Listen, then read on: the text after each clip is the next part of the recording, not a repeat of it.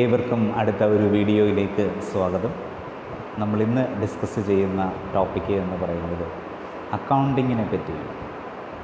സാധാരണക്കാരായ ആളുകൾക്കും അക്കൗണ്ടിങ് മനസ്സിലാകത്തക്ക രീതിയിലാണ് ഇതിൻ്റെ പോർഷൻസുകൾ സെറ്റ് ചെയ്തിരിക്കുന്നത്. അക്കൗണ്ടിങ് പഠിക്കാനുള്ള ആഗ്രഹിക്കുന്ന ഏവർക്കും സ്വാഗതം. Introduction to accounting. അക്കൗണ്ടിങ് എന്ന് പറയുന്നത് ബിസിനസ്സിൻ്റെ ലാംഗ്വേജ് ആയിട്ടാണ് അക്കൗണ്ടിങ്ങിനെ കാണുന്നത്. നമുക്കറിയാം, ഒരു ബിസിനസ്സിനെ സംബന്ധിച്ച് ആ ബിസിനസ്സിൽ ഓരോ ദിവസങ്ങളിലും അനേകം ട്രാൻസാക്ഷനുകൾ നടക്കാറുണ്ട്. അവയെ നമ്മൾ വിളിക്കുന്ന പേരാണ് ബിസിനസ് ട്രാൻസാക്ഷനുകൾ എന്ന് പറയും. എങ്ങനെയാണ് ഒരു ബിസിനസ്സിലുള്ള ബിസിനസ് ട്രാൻസാക്ഷനുകളെ മനസ്സിലാക്കുന്നത് എന്ന് ചോദിച്ചാൽ, അക്കൗണ്ടിങ്ങിൻ്റെ ഏറ്റവും പ്രധാനപ്പെട്ടതായ ഒരു തത്വമാണ് ഡബിൾ എൻട്രി പ്രിൻസിപ്പിൾ എന്ന് പറയുന്നത്. എന്ന് പറഞ്ഞാൽ വളരെ ലളിതമാണ്.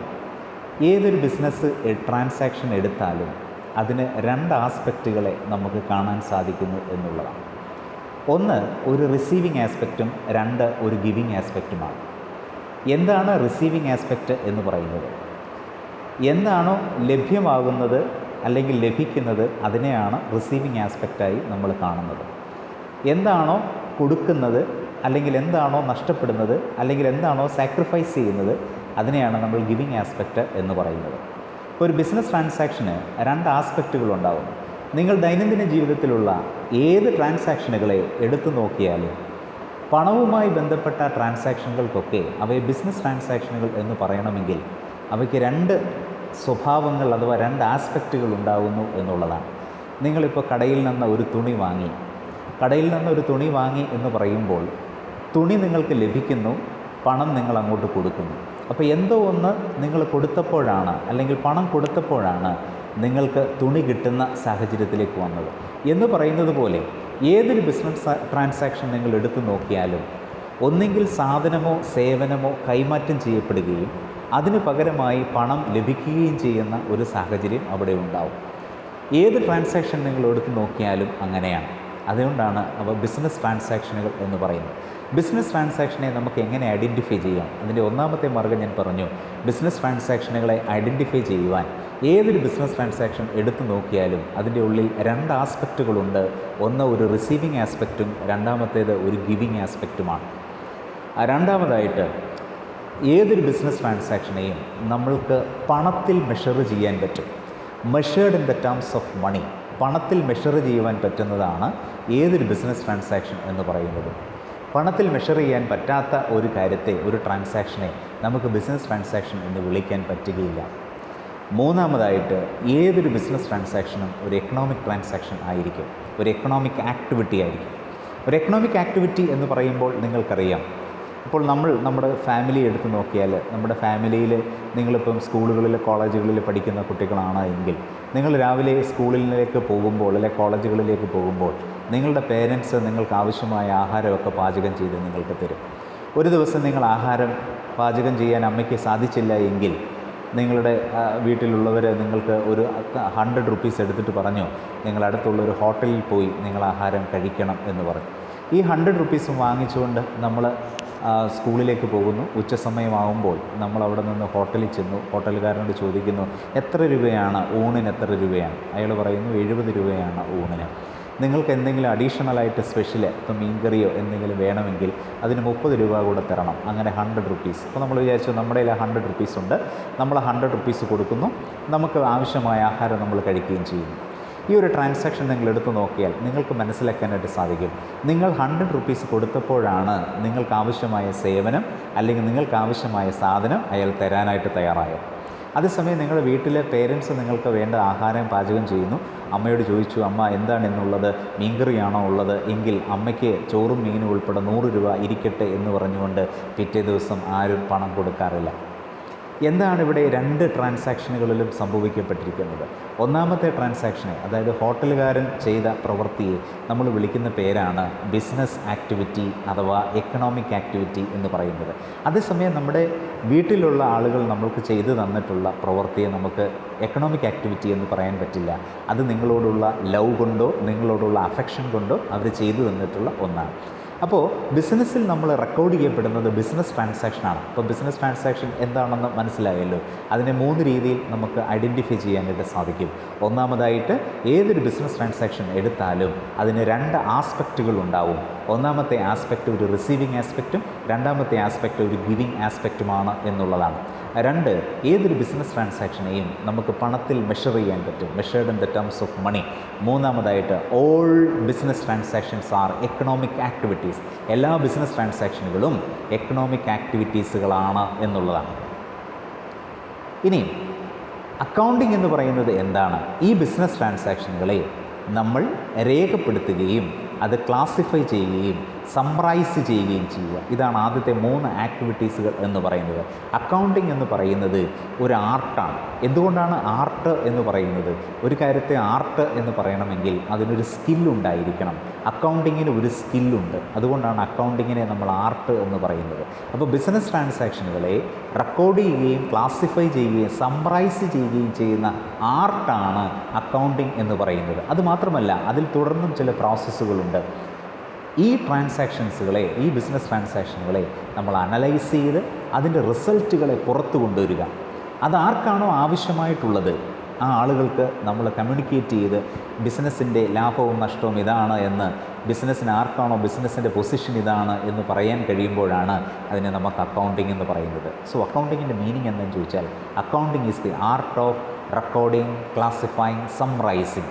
ഈ 3 കാര്യങ്ങൾ അക്കൗണ്ടിങ്ങിൽ അറിയപ്പെടുന്നത് 3 രീതികളിലാണ്. ഒന്നാമത് റെക്കോർഡിങ്. റെക്കോർഡിങ്ങിനെ അക്കൗണ്ടിങ്ങിൽ സാധാരണയായി സൂചിപ്പിക്കുന്നത് ജേണൽ എന്നാണ്. അപ്പോൾ ജേണൽ എന്ന് കേട്ടാൽ നിങ്ങൾ മനസ്സിലാക്കിയിരിക്കണം, അതിൻ്റെ അർത്ഥം ഒന്ന് മാത്രമേ ഉള്ളൂ, റെക്കോർഡ് ചെയ്യുക. ബിസിനസ്സിലുള്ള ട്രാൻസാക്ഷനെ അത് നടന്നിരിക്കുന്ന സമയത്തിനനുസരിച്ച് റെക്കോർഡ് ചെയ്യുന്ന പ്രോസസ്സിനെയാണ് നമ്മൾ ജേണലൈസിങ് അല്ലെങ്കിൽ ജേണൽ എന്നതുകൊണ്ട് ഉദ്ദേശിക്കുന്നത്. 2, ക്ലാസിഫൈങ്. ക്ലാസിഫൈങ് എന്ന് പറഞ്ഞാൽ ഒരേ സ്വഭാവമുള്ള ട്രാൻസാക്ഷനുകളെ ഒരേ ഹെഡുകളിൽ കൊണ്ടുവരുന്ന പ്രോസസ്സിനെ നമ്മൾ വിളിക്കുന്ന പേരാണ് ക്ലാസിഫിക്കേഷൻ അഥവാ ക്ലാസിഫൈങ് എന്ന് പറയുന്നത്. ഇതിന് അക്കൗണ്ടിങ് നമ്മൾ ഉപയോഗിക്കുന്ന പദമാണ് ലെഡ്ജർ എന്ന് പറയും. സമ്മറൈസിങ് എന്ന് പറഞ്ഞാൽ ഇതിൻ്റെ ഒരു ചുരുക്ക രൂപത്തിലേക്ക് നമ്മളിതിനെ കൊണ്ടുവരിക. അതിന് ട്രയൽ ബാലൻസുകളും ട്രേഡിംഗ് അക്കൗണ്ടും പ്രോഫിറ്റ് ആൻഡ് ലോസ് അക്കൗണ്ടും ഒക്കെ തന്നെ സമ്മറൈസിങ്ങിൻ്റെ ഭാഗങ്ങളാണ്. അതിൻ്റെ റിസൾട്ടുകളെ നമ്മൾ അനലൈസ് ചെയ്യുക. ദ കമ്പനി ഉണ്ടാക്കിയിരിക്കുന്നത് പ്രോഫിറ്റാണോ ലോസ് ആണോ എന്ന് ഐഡൻറ്റിഫൈ ചെയ്യുക. അതിനുവേണ്ടി നമ്മൾ ഫിനാൻഷ്യൽ സ്റ്റേറ്റ്മെൻറ്റിൻ്റെ ഭാഗമായി ട്രേഡിംഗ് അക്കൗണ്ടും പ്രോഫിറ്റ് ആൻഡ് ലോസ് അക്കൗണ്ടും ഒക്കെ വരയ്ക്കും. ഫിനാൻഷ്യൽ സ്റ്റേറ്റ്മെൻറ്റ് കണ്ടുപിടിക്കുവാൻ വേണ്ടിയാണ് നമ്മൾ ബാലൻസ് ഷീറ്റ് പ്രിപ്പയർ ചെയ്യും. ഇതിന് നമ്മൾ ഡിഫറൻ്റ് ആയിട്ടുള്ള അനലിറ്റിക്കൽ ടൂൾസുകൾ നമ്മൾ ഉപയോഗിക്കും. റേഷ്യോ അനാലിസിസും ഫണ്ട് ഫ്ലോയും ക്യാഷ് ഫ്ലോയും ഉൾപ്പെടെയുള്ള ഡിഫറൻറ്റ് അനലിറ്റിക്കൽ ടൂൾസുകൾ നമ്മൾ ഉപയോഗിച്ചിട്ട് ഇതിൽ നിന്ന് കിട്ടുന്ന റിസൾട്ടിനെ മാനേജേഴ്സിന് തീരുമാനങ്ങൾ എടുക്കുവാനായിട്ട് ആരാണോ അക്കൗണ്ടിങ്ങിൻ്റെ ഇൻഫർമേഷൻ ആവശ്യമുള്ളത് അവരിലേക്ക് നമ്മൾ ഇതിനെ കമ്മ്യൂണിക്കേഷൻ നടത്തത്തക്ക രീതിയിലായിട്ട് നമ്മൾ കമ്മ്യൂണിക്കേറ്റ് ചെയ്ത് കൊടുക്കും. അതുകൊണ്ടാണ് അക്കൗണ്ടിങ് എന്ന് പറയുന്നത് ബിസിനസ്സിൻ്റെ ലാംഗ്വേജ് ആണ് എന്ന് പറയുന്നത്. അതിൻ്റെ റിസൾട്ടുകളെ ഇൻട്രസ്റ്റഡ് പേഴ്സൺസിലേക്ക് കൊടുക്കുക. So accounting is the art of recording, classifying, summarizing, analysing and interpreting the financial transaction and communicating the results thereof to the persons interested in such information. അക്കൗണ്ടിങ്ങിന് ഒരു ഡെഫിനിഷൻ നമുക്ക് കാണാനായിട്ട് സാധിക്കും. ഇത് ഫേമസ് ആയിട്ടുള്ള ഡെഫിനിഷനാണ്. AICPA accounting, American institute of certified public accountants കൊണ്ടുവന്നിരിക്കുന്ന ഒരു ഡെഫിനിഷനാണ്. അക്കൗണ്ടിങ് എന്ന് പറഞ്ഞാൽ അതിനൊരു ഡിഫൈൻ ചെയ്യുകയാണ്. അക്കൗണ്ടിങ് എന്ന് പറയുന്നത് is the art of recording, classifying, summarising. 3 കാര്യങ്ങൾ. റെക്കോർഡ് ചെയ്യണം, ക്ലാസിഫൈ ചെയ്യണം, സമ്മറൈസ് ചെയ്യണം. എന്ന് പറഞ്ഞാൽ ജേണലുണ്ട്, ലെഡ്ജറുണ്ട്, ട്രയൽ ബാലൻസും ഫിനാൻഷ്യൽ സ്റ്റേറ്റ്മെൻറ്റുകളും ഒക്കെയുണ്ട്. ഇൻ എ സിഗ്നിഫിക്കൻ്റ് മാനർ എന്ന് പറഞ്ഞാൽ ഒരു അർത്ഥപൂർണമായ ഒന്നാക്കി ഇതിനെ മാറ്റുകയും ആൻഡ് ഇൻ ടേംസ് ഓഫ് നമ്മൾ റെക്കോർഡ് ചെയ്യുന്നത് എന്തിനെയാണ്? Money, transaction and events. പണത്തിൽ ടേംസ് ഓഫ് ഒരു ട്രാൻസാക്ഷന്, പണവുമായി ബന്ധപ്പെട്ട ഒരു ട്രാൻസാക്ഷനെ അതായത് ഡെബിറ്റ് ആസ്പെക്റ്റ് അല്ലെങ്കിൽ റിസീവിങ് ആസ്പെക്റ്റും ഗിവിങ് ആസ്പെക്റ്റുമുള്ള ഒരു ട്രാൻസാക്ഷനെ, അല്ലെങ്കിൽ ഒരു ഇവൻറ്റ്സിനെ. ഇവൻറ്റ്സ് എന്ന് പറഞ്ഞാൽ എന്താണ്? ട്രാൻസാക്ഷനുകളുടെ ആഫ്റ്റർ ഇഫക്റ്റിനെയാണ് ഇവൻറ്റ്സുകൾ എന്ന് പറയുന്നത്. അപ്പോൾ അക്കൗണ്ടിങ്ങിൽ നമ്മൾ റെക്കോർഡ് ചെയ്യുന്നത് പണവുമായി ബന്ധപ്പെട്ട കാര്യങ്ങൾ, ട്രാൻസാക്ഷനുമായി അതായത് ഫിനാൻഷ്യൽ ട്രാൻസാക്ഷനുമായി ബന്ധപ്പെട്ട അഥവാ ബിസിനസ് ട്രാൻസാക്ഷനുമായി ബന്ധപ്പെട്ട കാര്യങ്ങൾ. മൂന്നാമതായിട്ട് ഇവൻറ്റ്സ്. എന്താണ് ഇവൻറ്റ്സുകൾ എന്ന് പറയുന്നത്?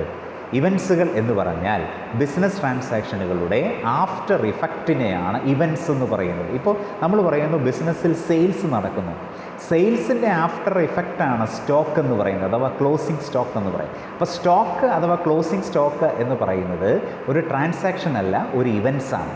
മനസ്സിലായില്ലേ? അപ്പം മണിയെ ട്രാൻസാക്ഷനുകൾ ഇവൻറ്റ്സുകൾ in terms of money transaction events which are in part at least of financial character. സാമ്പത്തിക സ്വഭാവം ഇതിനുണ്ട് എങ്കിൽ അതിനെ നമ്മൾ എന്ത് ചെയ്യുന്നു? റെക്കോർഡ് ചെയ്യുന്നു. And interpreting the results thereof, അതിൽ നിന്ന് നമ്മൾ അതിൻ്റെ റിസൾട്ടുകളെ കണ്ടെത്തുക. അപ്പോൾ അക്കൗണ്ടിങ് എന്ന് പറയുന്നത് ഒരു ആർട്ടാണ്. എന്തിൻ്റെ ആർട്ടാണ്? ഫിനാൻഷ്യൽ ട്രാൻസാക്ഷനുകളെ റെക്കോർഡ് ചെയ്യുന്ന, ക്ലാസിഫൈ ചെയ്യുന്ന, സമ്മറൈസ് ചെയ്ത് അതിനെ ഒരു സിഗ്നിഫിക്കൻ്റ് മാനറിലാക്കി, അത് പണമായാലും ട്രാൻസാക്ഷനുകളായാലും ഇവൻറ്റ്സുകളായാലും അതിനെ നമ്മൾ റെക്കോർഡ് ചെയ്ത്, ഒരു ഫിനാൻഷ്യൽ സ്വഭാവമുള്ളതിനെ നമ്മൾ റെക്കോർഡ് ചെയ്ത് അതിൽ നിന്ന് റിസൾട്ടുകളെ കണ്ടെത്തുന്ന പ്രോസസ്സിനെയാണ് അക്കൗണ്ടിങ് എന്ന് നമ്മൾ വിളിക്കുന്നത്. അക്കൗണ്ടിങ്ങിന് ഡിഫറൻ്റ് ആയിട്ടുള്ള ചില ഫങ്ഷൻസ് ഉണ്ട്. എന്തിനാണ് അക്കൗണ്ടിങ് എന്ന് പറയുന്ന ബ്രാഞ്ചസ് നിലനിൽക്കുന്നത്? ഒന്ന്, ട്രാൻസാക്ഷൻസുകളെ റെക്കോർഡ് ചെയ്യാൻ വേണ്ടി. ഇതിൽ നമ്മൾ ഡെഫിനിഷൻ കണ്ടിട്ടുള്ളതാണ്. റെക്കോർഡിംഗ് എന്ന് പറയുമ്പോൾ അക്കൗണ്ടിങ്ങിൻ്റെ ബേസിക് ഫങ്ഷനുകളിലൊന്നാണ് റെക്കോർഡിംഗ് എന്ന് പറയുന്നത്. ഇതിൽ ബിസിനസ് ട്രാൻസാക്ഷനുകളെയാണ് നമ്മൾ റെക്കോർഡ് ചെയ്യുന്നത്. അതിനൊരു ഫിനാൻഷ്യൽ ക്യാരക്ടർ ഉണ്ടായിരിക്കണം. ഒരു കാര്യത്തെ ബിസിനസ് ട്രാൻസാക്ഷൻ എന്ന് പറയണമെങ്കിൽ ആ ട്രാൻസാക്ഷനെ നമുക്ക് പണത്തിൽ മെഷർ ചെയ്യാൻ കഴിയുന്നതായിരിക്കണം. Measured in the terms of money, പണത്തിൽ മെഷർ ചെയ്യാൻ കഴിയുന്നതായിരിക്കണം.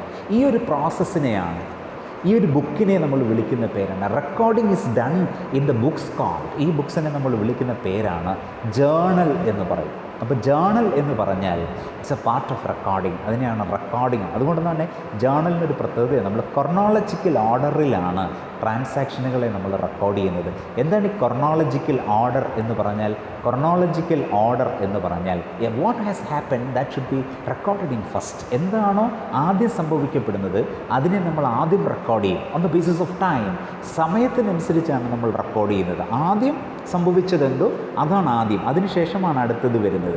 അതാണ് റെക്കോർഡിങ്ങിൻ്റെ പ്രത്യേകത. അപ്പോൾ അക്കൗണ്ടിങ്ങിൻ്റെ ബേസിക് ഫങ്ഷനുകളിൽ ഒന്നാണ് ഇതിനെ റെക്കോർഡ് ചെയ്യുക, ഫർദർ ഡിസ്പ്യൂട്ടുകളെ ഒഴിവാക്കപ്പെടുക എന്നുള്ളതാണ്. That is part of recording. Second one നമ്മൾ പറയുകയാണ് ക്ലാസിഫിക്കേഷൻ. ക്ലാസിഫിക്കേഷൻ എന്ന് പറഞ്ഞാൽ എന്താ? സിസ്റ്റമാറ്റിക്കായിട്ട് റെക്കോർഡഡ് ഡേറ്റാസുകളെ കൊണ്ടുവരികയും ഒരേ നേച്ചറുള്ള, അതായത് സിമിലർ നേച്ചറുള്ള ട്രാൻസാക്ഷൻസുകളെ ഒരു പ്ലേസിൽ കൊണ്ടുവരികയും ചെയ്യുന്നതിനെയാണ് ക്ലാസിഫിക്കേഷൻ എന്ന് പറയുന്നത്. So what is classification? Classification is a systematic analysis of recorded data with a view to bring together items of similar nature at a one place. ഒരേ സ്വഭാവമുള്ള ട്രാൻസാക്ഷൻസുകളെ ഒരു ഹെഡിൽ കൊണ്ടുവരിക. ഇപ്പോൾ നമ്മൾ പറയുകയാണ് ഒരു വർഷം നടന്നിരിക്കുന്ന സെയില്, അപ്പോൾ പല ദിവസങ്ങളിലായിരിക്കാം സെയിൽസ് നടന്നിരിക്കുന്നത്. അതിനെല്ലാം കൂടെ നമ്മൾ ഒന്നിച്ചു കൊണ്ടുവരുമ്പോഴാണ് നമുക്ക് മനസ്സിലാക്കാൻ പറ്റുന്നത് ഒരു വർഷം എത്ര രൂപയുടെ സെയിലുകൾ നടന്നു, ഒരു വർഷം എത്ര രൂപയുടെ പർച്ചേസ് നടന്നു, അല്ലേ എന്ന് നമ്മൾ മനസ്സിലാക്കാൻ സാധിക്കും. അപ്പോൾ എല്ലാത്തിൻ്റെയും സ്വഭാവം, കോമൺ നേച്ചർ അനുസരിച്ച് അവയെ ഒറ്റ ഹെഡുകളിലേക്ക് കൊണ്ടുവരുന്ന പ്രോസസ്സിനെയാണ് ക്ലാസിഫിക്കേഷൻ എന്ന് പറയുന്നത്. അതുകൊണ്ട് തന്നെ അതിന് ഞാൻ പറഞ്ഞു, ക്ലാസിഫിക്കേഷൻ അക്കൗണ്ടിങ്ങിൻ്റെ ടേമിൽ അറിയപ്പെടുന്നത് എങ്ങനെയാണ്? ലെഡ്ജർ എന്ന ഭാഷ കൊണ്ടാണ്. ലെഡ്ജർ എന്നാണ് നമ്മൾ ആ പദം ഉപയോഗിക്കുന്നത്. The classification work is done in the book called, അതിനെ നമ്മൾ വിളിക്കുന്ന പേരാണ് ledger. By showing each item under one page. അപ്പോൾ ഒരു പേജിലേക്ക്, ഒരു അക്കൗണ്ടിലേക്ക്, അതുകൊണ്ടാണ് നമ്മളതിനെ അക്കൗണ്ട് എന്ന് പറയുന്നത്. അപ്പോൾ ഒരേ സ്വഭാവമുള്ള ട്രാൻസാക്ഷനെ ഒരു ഹെഡുകളിലേക്ക് കൊണ്ടുവരിക.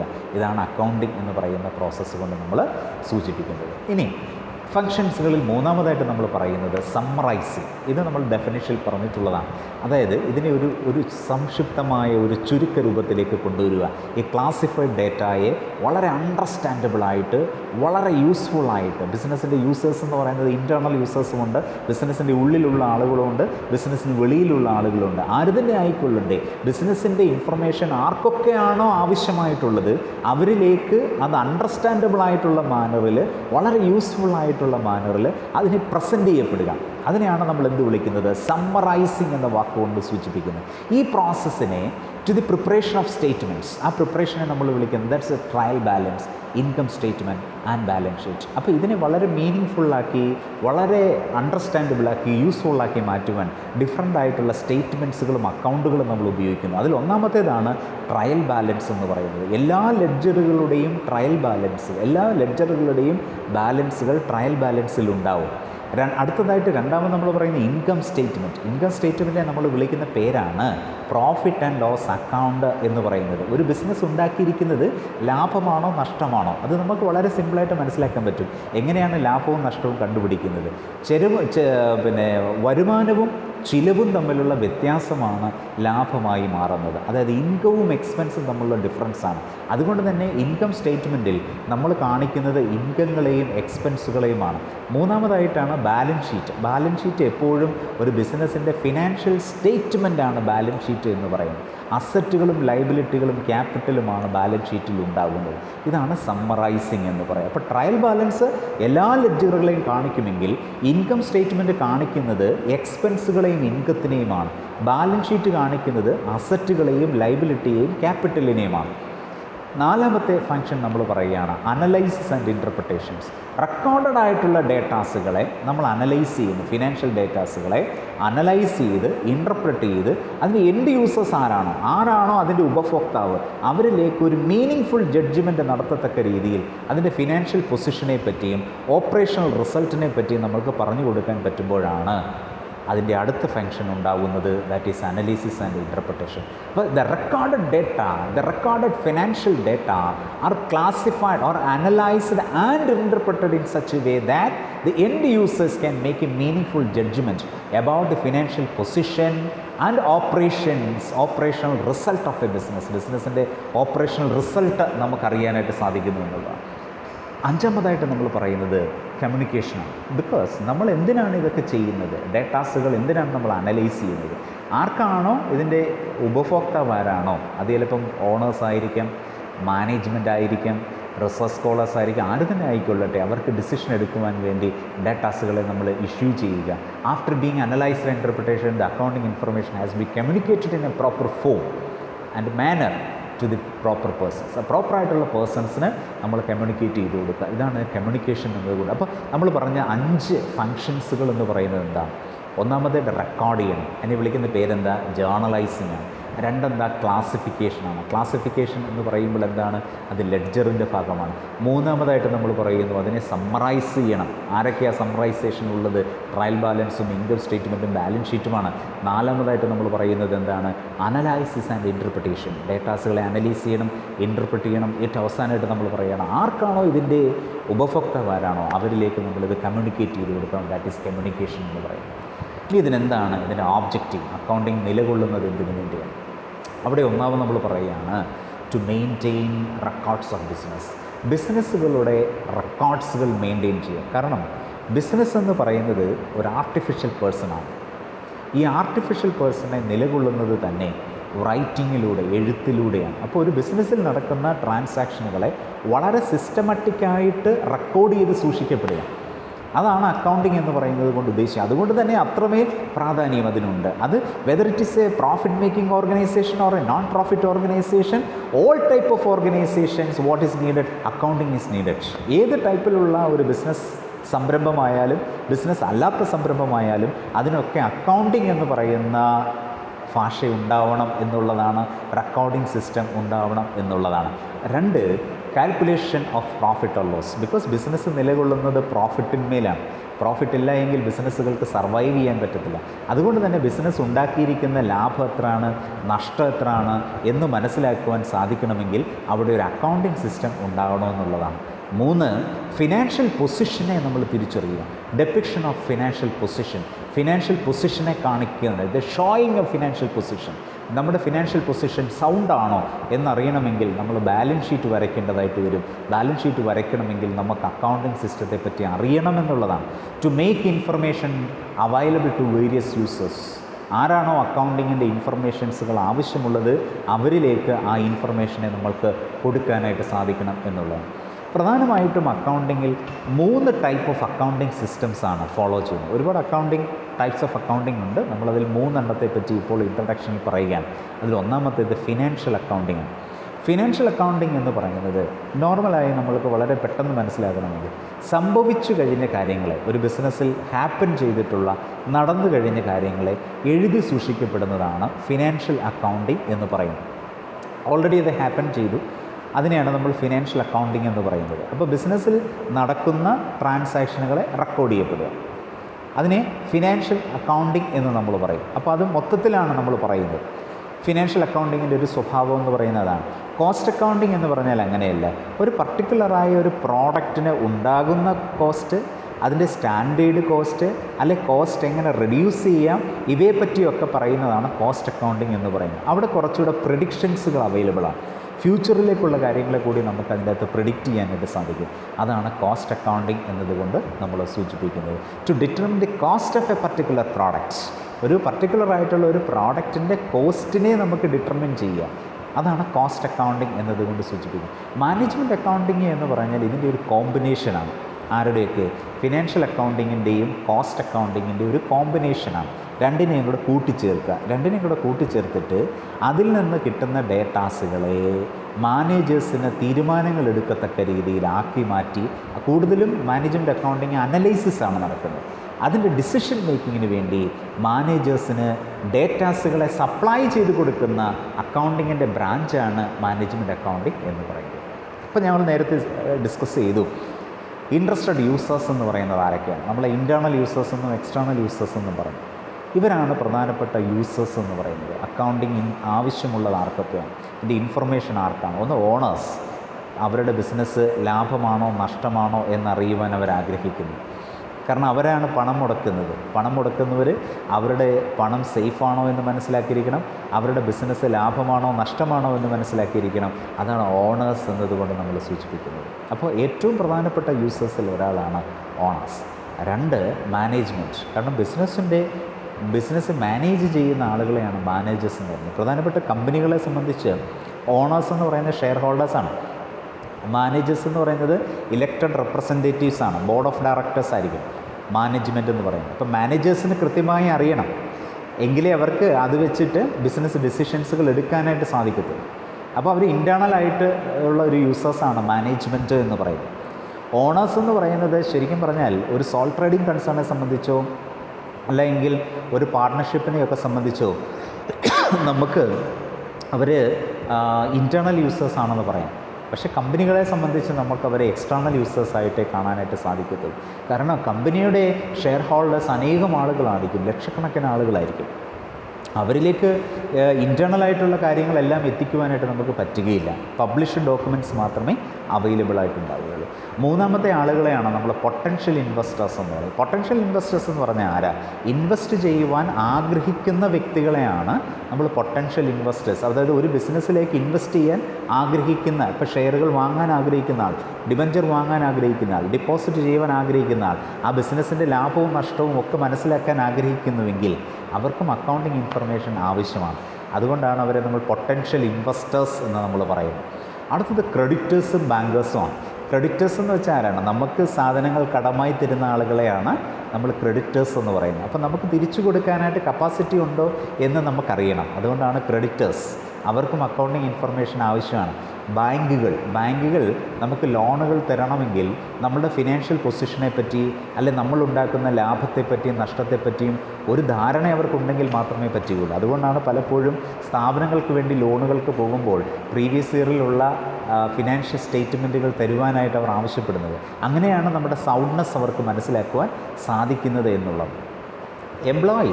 എംപ്ലോയീസ് അവർ ജോലി ചെയ്യുന്ന സ്ഥാപനം ലാഭത്തിലാണോ അല്ലെ അവർക്കവിടെ നിലനിൽക്കുവാനായിട്ട് സാധിക്കുമോ എന്ന് മനസ്സിലാക്കുവാനായിട്ട് കഴിയണം. എങ്കിൽ മാത്രമേ അവർക്ക് കൂടുതലായിട്ട് പോസിറ്റീവായിട്ട് ജോലി ചെയ്യുവാനായിട്ട് സാധിക്കുകയുള്ളൂ. അപ്പോൾ എംപ്ലോയീസും അക്കൗണ്ടിങ് ഇൻഫർമേഷൻ്റെ ഒരു യൂസേഴ്സാണ്. അവർ ചെയ്തത് മൂലം എത്രമാത്രം ലാഭം ഉണ്ടായി അല്ലെങ്കിൽ നഷ്ടമാണോ, എവിടെയൊക്കെയാണോ നഷ്ടം എന്നൊക്കെ തിരിച്ചറിയണമെങ്കിൽ എംപ്ലോയീസിന് അക്കൗണ്ടിങ് ഇൻഫർമേഷൻ്റെ ആവശ്യമുണ്ട് എന്നുള്ളത്. അടുത്തത് ഗവൺമെൻറ്റാണ്. ഗവൺമെൻറ് പലപ്പോഴും അക്കൗണ്ടിങ് ഇൻഫർമേഷൻസ് കൂടുതലായും അവർ യൂസ് ചെയ്യുന്നത് ഒരു രാജ്യത്തിൻ്റെ എക്കണോമിക് ഡെവലപ്മെൻറ്റ് മനസ്സിലാക്കുവാനായിട്ട് സാധിക്കും. അതോടൊപ്പം തന്നെ ടാക്സ് പർപ്പസസിന് വേണ്ടിയാണ് കൂടുതലായിട്ടും ഗവൺമെൻറ് അക്കൗണ്ടിങ് ഇൻഫർമേഷൻസുകൾ യൂസ് ചെയ്യുന്നത്. കസ്റ്റമേഴ്സ് അവരുടെ നമ്മൾ ഉപയോഗിക്കുന്ന സാധനം, കമ്പനിയുടെ ഫിനാൻഷ്യൽ പൊസിഷൻ അല്ലെങ്കിൽ അതിൻ്റെ ലാഭം എത്രമാത്രം ഉണ്ട്, എത്രമാത്രം ക്വാളിറ്റിയിൽ അവർക്ക് സാധനങ്ങൾ തരുവാനായിട്ട് സാധിക്കുന്നു, എന്തൊക്കെ മനസ്സിലാക്കുവാൻ കസ്റ്റമേഴ്സ് ഇത് ഉപയോഗിക്കുന്നു എന്നുള്ളതാണ്. പിന്നീട് റിസർച്ചേഴ്സിന് ബിസിനസ്സുകളെ പറ്റിയും ഡെവലപ്മെൻറ്റുകളെ പറ്റിയൊക്കെ പഠിക്കുവാൻ വേണ്ടി ഡേറ്റാസുകൾ ആവശ്യമാണ്. ഇതാണ് പ്രധാനപ്പെട്ട അക്കൗണ്ടിങ്ങിൻ്റെ യൂസേഴ്സ്, ഇമ്പോർട്ടൻ്റ് ആയിട്ടുള്ള യൂസേഴ്സ് എന്ന് പറയുന്നത്. അക്കൗണ്ടിങ്ങിന് ചില അഡ്വാൻറ്റേജസ് എന്താണ്? അക്കൗണ്ടിങ് അല്ലെങ്കിൽ നമ്മൾ ഡേറ്റാസുകൾ റെക്കോർഡ് ചെയ്യുന്നത് കൊണ്ട്, അല്ലെങ്കിൽ ക്ലാസിഫൈ ചെയ്യുന്നത് കൊണ്ട്, അല്ലെങ്കിൽ സമ്മറൈസ് ചെയ്യുന്നത് കൊണ്ട് എന്താണ് ഗുണമെന്ന് പറയുന്നത്? എന്താണ് അതിൻ്റെ അഡ്വാൻറ്റേജസ് എന്ന് പറയുന്നത്? നമുക്കറിയാം, it serves S A historical records. ഇതൊരു ഹിസ്റ്റോറിക്കൽ റെക്കോർഡ്സാണ്. കാരണം മാനേജേഴ്സ് മാറി വരും, എംപ്ലോയീസ് ചേഞ്ച് ചെയ്ത് വരും, പക്ഷേ എന്താണ് ബിസിനസ്സിൽ ഹാപ്പൻ ചെയ്തിട്ടുള്ളത്, നടന്നിട്ടുള്ളത് എന്നെല്ലാം നമ്മൾ മനസ്സിലാക്കുന്നത് ഈ റെക്കോർഡഡ് ഫാക്ട്സുകളിലൂടെയാണ്. അപ്പോൾ അക്കൗണ്ടിങ്ങാണ് ബിസിനസ്സിൻ്റെ ഏറ്റവും പ്രധാനപ്പെട്ട റെക്കോർഡഡ് ഫാക്ട്സ് എന്ന് പറയുന്നത്. അതിൻ്റെ ഫയലുകൾ ഏറ്റവും പ്രധാനപ്പെട്ടതും അക്കൗണ്ടിങ്ങാണ്. ബിസിനസ്സിൽ എന്താണ് സാമ്പത്തികമായ ഇടപാടുകൾ സംഭവിച്ചിരിക്കുന്നത് എന്ന് നമ്മളെ മനസ്സിലാക്കുവാൻ സഹായിക്കുന്നത് അക്കൗണ്ടിങ്ങാണ്. അപ്പോൾ it serves as historical records. ഇതൊരു ഹിസ്റ്റോറിക്കൽ റെക്കോർഡാണ് എന്ന് നമ്മൾ മനസ്സിലാക്കിയിരിക്കുക. It facilitates the preparation of financial statements which depicts a result of operations and financial position of a business. അപ്പോൾ ഇത് ഫിനാൻഷ്യൽ പൊസിഷനെ പ്രിപ്പയർ ചെയ്യുവാൻ നമ്മളെ സഹായിക്കുന്നു. ഫിനാൻഷ്യൽ പൊസിഷൻ എന്ന് പറയുമ്പോൾ ട്രേഡിംഗ് അക്കൗണ്ടും പ്രോഫിറ്റ് ആൻഡ് ലോസ് അക്കൗണ്ടും ബാലൻസ് ഷീറ്റും ഉൾപ്പെടെയുള്ള ഫിനാൻഷ്യൽ സ്റ്റേറ്റ്മെൻറ്റാണ്. അത് റെക്കോർഡ് അത് നമുക്ക് ചെയ്യണമെങ്കിൽ നമുക്ക് ഈ റെക്കോർഡഡ് ഫാക്ട്സുകൾ ഉണ്ടാവണം എന്നുള്ളതാണ്. അക്കൗണ്ടിങ് ഉണ്ടാവണമെന്ന്. അതുകൊണ്ട് തന്നെ അക്കൗണ്ടിങ്ങിനെ ഒരു സൈക്ലിക്കൽ പ്രോസസ്സാണ്, ഒരു കണ്ടിന്യൂസ് പ്രോസസ്സാണ്. Journal, ledger, trial balance, trading account, profit and loss account, balance sheet. അപ്പോൾ ഒന്നിൽ നിന്ന് ഒന്നിലേക്ക് കടന്നു പോകുന്ന ഒരു പ്രവൃത്തിയാണ്. അതാണ് നമ്മൾ പറയുന്നത് it facilitates the preparation of financial statements. അതാണ് showing the operational net profit അല്ലെങ്കിൽ നെറ്റ് ലോസ് നമുക്ക് കാണിക്കും, അല്ലെ ഫിനാൻഷ്യൽ പൊസിഷൻ നമ്മളെ കാണിക്കും. അത് കാണിക്കണമെങ്കിൽ അക്കൗണ്ടിങ് എന്ന് പറയുന്ന സംഭവം നമുക്കുണ്ടായിരിക്കണം. അതുണ്ടെങ്കിൽ മാത്രമേ നമുക്കിത് ചെയ്യുവാനായിട്ട് സാധിക്കത്തുള്ളൂ. It supplies information to all those who are interested in the business. ബിസിനസ്സുമായി ബന്ധപ്പെട്ട ആരൊക്കെയാണോ ഇൻഫർമേഷൻസുകൾ ആവശ്യമായിട്ടുള്ളത് അവരിലേക്ക് ഈ ഡേറ്റാസുകളെ നമുക്ക് കൊടുക്കുവാനായിട്ട് സാധിക്കും. അത് ഓണേഴ്സ് ആയിരിക്കാം, അത് ക്രെഡിറ്റേഴ്സ് ആയിരിക്കാം, അത് എംപ്ലോയീസ് ആയിരിക്കാം, ആര് തന്നെ ആയിക്കൊള്ളട്ടെ. അതിൻ്റെ യൂസേഴ്സ് ആരാണെന്ന് നമ്മൾ പറഞ്ഞു, അവർക്ക് ആ ഇൻഫർമേഷനെ നമ്മൾക്ക് സപ്ലൈ ചെയ്ത് കൊടുക്കാനായിട്ട് സാധിക്കണം. It helps A management in taking important business decision. Management ഏറ്റവും പ്രധാനപ്പെട്ടതായ ചില ബിസിനസ് ഡിസിഷൻസുകളെ എടുക്കുവാൻ നമ്മളെ അക്കൗണ്ടിങ് സഹായിക്കുന്നു. അത് അനലൈസ് ചെയ്യുവാൻ നമ്മളെ ഹെൽപ്പ് ചെയ്യുന്നു. ഇതാണ് അക്കൗണ്ടിങ്ങിൻ്റെ അഡ്വാൻറ്റേജസ്. ഇതോടൊപ്പം തന്നെ നമ്മൾ പറയുകയാണ് to facilitate comparative study of the performance of the business over different periods of time and with other firms. അപ്പം ഡിഫറെൻറ്റ് കാലഘട്ടങ്ങളിലുള്ള ഇപ്പോൾ കഴിഞ്ഞ 5 വർഷത്തെ അല്ലെങ്കിൽ കഴിഞ്ഞ 10 വർഷങ്ങളിലെ ഡേറ്റാസുകളെ പറ്റി നമുക്ക് സ്റ്റഡി നടത്തണമെങ്കിൽ അത്രയും വർഷത്തെ ഫിനാൻഷ്യൽ ഡേറ്റാസുകൾ നമുക്ക് അവൈലബിൾ ആകണമെങ്കിൽ അത് നമുക്ക് സാധ്യമായി തീരുന്നത് അക്കൗണ്ടിങ് എന്ന് പറയുന്ന ഒരു ബ്രാഞ്ച് ഓഫ് സ്റ്റഡി നമുക്കുള്ളത് കൊണ്ടാണ്. അക്കൗണ്ടിങ് ഒരു ബിസിനസ്സിൽ തുടരുന്നത് കൊണ്ടാണ് നമ്മൾക്കതിന് സാധ്യമായി തീരുന്നത് എന്നുള്ളതാണ്. അപ്പോൾ 2 ഫേമുകളെ തമ്മിൽ കമ്പാരിസൺ നടത്തണമെങ്കിലും പ്രീവിയസ് ഇയേഴ്സുകളെ തമ്മിൽ കമ്പാരിസൺ നടത്തണമെങ്കിലും അക്കൗണ്ടിങ് നമ്മളേറെ ഗുണപ്രദമായി നമുക്ക് ഉപയോഗിക്കാൻ സാധിക്കുന്നു എന്നുള്ളതാണ്. ഇനി ഫർദറായിട്ട് എന്തെങ്കിലും കേസുകളുണ്ടായാൽ, ഡിസ്പ്യൂട്ടുകളുണ്ടായാൽ, തർക്കങ്ങളുണ്ടായാൽ നമ്മൾ ഉപയോഗിക്കുന്ന ഏറ്റവും പ്രധാനപ്പെട്ട എവിഡൻസാണ് അക്കൗണ്ടിങ് ഡേറ്റാസുകൾ എന്ന് പറയുന്നത്. അക്കൗണ്ടിങ്ങിൻ്റെ ചില ടേംസുകൾ ഇത് നമ്മൾ പഠിച്ചു കഴിഞ്ഞ് വേണം അക്കൗണ്ടിങ് എന്ന് പറയുന്നതിലേക്ക് ഇതിൻ്റെ പ്രോബ്ലംസുകളൊക്കെ ചെയ്യുവാനായിട്ട് പഠിക്കുക. അക്കൗണ്ടിങ്ങിൽ സാധാരണയായി ഉപയോഗിക്കുന്ന ചില പദങ്ങളുണ്ട്. മറ്റ് ലാംഗ്വേജുകളിൽ, മറ്റ് സബ്ജക്റ്റുകളിൽ നിന്ന് വ്യത്യസ്തമായി അക്കൗണ്ടിങ്ങിന് മാത്രമായ ചില പദങ്ങൾ നമ്മൾ ഉപയോഗിക്കും. അതെന്തൊക്കെയാണെന്നാണ് നമ്മളിതിൽ അക്കൗണ്ടിങ്ങിൻ്റെ ബേസിക് ആയിട്ടുള്ള സ്റ്റഡിയിൽ നമ്മൾ സ്റ്റഡി ചെയ്യുന്നത്. അക്കൗണ്ടിങ്ങിൻ്റെ ടേംസ്, ബേസിക് അക്കൗണ്ടിങ് ടേംസുകൾ എന്തൊക്കെയാണ്, അത് പറഞ്ഞാൽ എന്താണ്, ചില ടേംസുകൾ എന്താണ് എന്ന് നമ്മൾ അണ്ടർസ്റ്റാൻഡ് ചെയ്യാൻ പോവാണ്. അതിലൊന്നാമത്തേതാണ് ബിസിനസ്സിൻ്റെ ട്രാൻസാക്ഷൻ എന്ന് പറയുന്നത്. ബിസിനസ് ട്രാൻസാക്ഷനെ പറ്റി ഞാൻ ആദ്യമേ നിങ്ങളോട് സൂചിപ്പിച്ചു. ബിസിനസ് ട്രാൻസാക്ഷൻ എന്ന് പറയുന്നത് ബിസിനസ്സിൻ്റെ, ഞാൻ പറഞ്ഞു, ഏതൊരു ബിസിനസ് ട്രാൻസാക്ഷൻ എടുത്താലും അതിന് 2 ആസ്പെക്റ്റുകൾ ഉണ്ടാവും. അതൊരു റിസീവിങ് ആസ്പെക്റ്റും അതൊരു ഗിവിങ് ആസ്പെക്റ്റും ആയിരിക്കും. അതിനെ പണത്തിൽ മെഷർ ചെയ്യാൻ കഴിയുന്നതായിരിക്കും. അതൊരു എക്കണോമിക് ട്രാൻസാക്ഷൻ ആയിരിക്കും. അതോടൊപ്പം തന്നെ പറയുകയാണ് the term business transaction refers to any business dealing or event which have a value measurable in terms of money. പണത്തിൽ മെഷർ ചെയ്യുവാൻ പറ്റുന്ന ഒരു ഇവൻറ്റ്, ഒരു transaction, and which involve transfer of money or monies work between business and others. ബിസിനസ്സും മറ്റുള്ളവരുമായി ബന്ധപ്പെട്ട പണവുമായി ബന്ധപ്പെട്ട ഒരു ഇടപാടിനെയാണ് നമ്മൾ ബിസിനസ് ട്രാൻസാക്ഷൻ എന്ന ടേം കൊണ്ട് നമ്മൾ സൂചിപ്പിക്കുന്നത്. ഇനി നമ്മൾ പറയുന്നത് ഫിനാൻഷ്യൽ സ്റ്റേറ്റ്മെൻറ്റ്സ്. ഫിനാൻഷ്യൽ സ്റ്റേറ്റ്മെൻറ്റ് എന്ന് പറയുന്ന പദത്തെപ്പറ്റി നമ്മൾ പലപ്പോഴും കണ്ടു.